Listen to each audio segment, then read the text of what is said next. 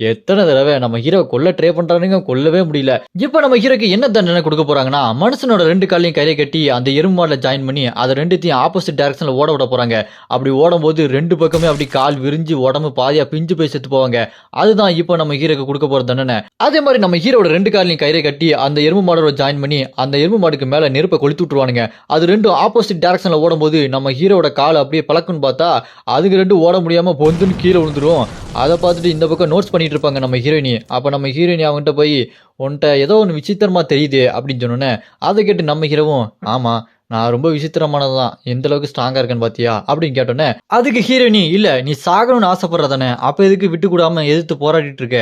சாக வேண்டியது தானே. ஆமா, நீ எதுக்கு கிராமத்துல இருந்து தப்பிச்ச? அத நீ சொல்லவே இல்ல" அப்படின்னு கேட்டோனே, அதுக்கு ஹீரோ, "அதுவா, என்னோட கிராமத்துலருந்து நான் எதுக்கு தப்பிக்க ஆசைப்பட்டேன்னா, என்னோட தலைவரோட பொண்ணு என்ன லவ் பண்ண ஆரம்பிச்சா.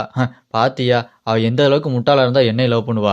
நான் வீட்டுக்கு போனா, அவ என்ன செருப்பு கழட்டிட்டு உள்ள வாங்க, சாப்பிடும்போது சாமி கும்பிட்டுட்டு சாப்பிடுங்க" அப்படின்னு சொல்லிட்டு ரொம்ப நல்லவளா இருந்தா, என்ன அப்படியே சாதுவாக்கி அம்மாஞ்சி ஆக்கிருவாளோன்னு எனக்கு ரொம்ப பயம். நான் உடனே என்னோட கிராமத்துலருந்து தப்பிச்சு போலான்னு ஊர் தலைவர்ட்ட சொல்லிட்டு கிளம்ப போனேன். அப்ப அவரு ஒரு மிஷின பண்ணி குடுத்துட்டு போன்னு சொன்னாரு. அவரு சொல்லும்போதே தெரியும், என்ன நல்லா மாட்டி விட தான் போறாருன்னு. ஆனா என்ன பண்றது, பண்ணி தானே ஆகணும். நான் அங்க பண்ண போனேன். என்ன வசமா லாக் பண்ணி புடிச்சிட்டு வந்துட்டாங்க.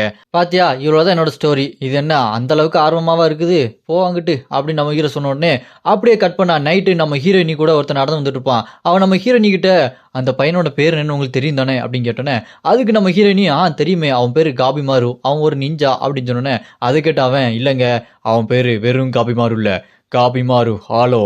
அவனுக்கு வாழ்க்கையில எந்த ஒரு பிடிப்பும் கிடையாது. டாக்டர் படத்துல வர சிவகார்த்திகேயன் மாரியே தான் எப்போ பார்த்தாலும் மூஞ்ச வச்சிருப்பான். அவன் செத்தா என்ன, வாழ்ந்தானே வாழ்ற மாரி தான் இருக்கும். அப்படி இருக்கும்போது எதுக்கு இந்த மரண தண்டனை எல்லாத்தையுமே அவன் எதிர்த்து போராடுறான்? அது மட்டும் இல்லாம ஒரு முக்கியமான விஷயத்த உங்ககிட்ட சொல்றேன். அந்த காபி மருவ நாங்க புடிக்கலான்னு ட்ரை பண்ணும்போது, அவன் எத்தன பேர கொன்னு குவிச்சான் தெரியுங்களா? ஒரு சாதாரண நிஞ்சாவால இப்படிலாம் பண்ண முடியாது.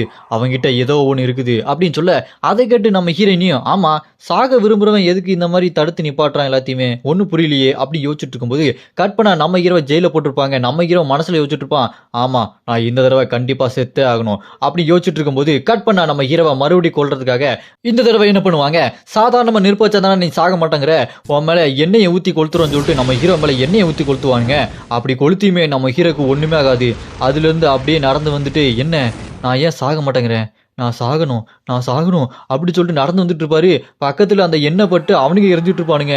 நம்ம ஹீரோ அந்த அளவுக்கு ரொம்ப ஸ்ட்ராங்கா இருப்பாரு. அத பார்த்துட்டு அந்த உடுக்கு வாயன், "டேய், ஏன்டா நீ சாக மாட்டேங்கிற? எனக்கு எரிச்சலா வருதுடா" அப்படின்னு நம்ம ஹீரோ பார்த்து சொல்லிட்டு இருக்கும்போது, பக்கத்துல இருக்க நம்ம ஹீரோயினி அந்த உடுக்க வாங்கிட்ட, "நான் நோட் பண்ண வேண்டியதெல்லாம் நோட் பண்ணிட்டேன். நீங்க எல்லாத்தையுமே தயாரா எடுத்து வைங்க" அப்படின்னு சொல்ல, கட் பண்ணா நம்ம ஹீரோவ மறுபடியும் கொல்றதுக்காக கூட்டு போவாங்க. நம்ம ஹீரோவும், "எனக்கு ரொம்ப டயர்டா இருக்குங்க.